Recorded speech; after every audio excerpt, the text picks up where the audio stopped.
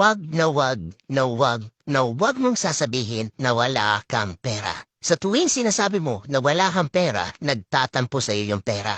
And by virtue of the law of attraction, sa tuwing sinasabi o iniisip mo na wala kang pera, ano sa tingin mo yung ina-attract mo? Tama, mawawalan ka o hindi kaya wala nang darating na pera sa'yo. So the next time na yayain ka ng tropa mo na kumain sa labas o hindi kaya manood ng sine, instead of saying, "Sorry bro, wala akong pera," ang sabihin mo, "Sorry bro, wala akong budget." Sa tuwing may mangungutang sa'yo, wag mong sabihin, "Sorry pre, hindi kita mapapautang. Wala din akong pera." Ang sabihin mo, "Sorry pre, nakalaan sa iba yung pera ko." O hindi kaya, "Sorry pre, wala talaga akong budget sa pagpautang sa'yo." At kapag sasabihin nila, kuripot mo naman, wala ka bang pera? Excuse me, may pera ako pero wala akong budget para sa bagay na yan. It's a very simple thing to do, pero instantly, nagbabago yung mindset mo from a mindset of emptiness to a mindset of abundance.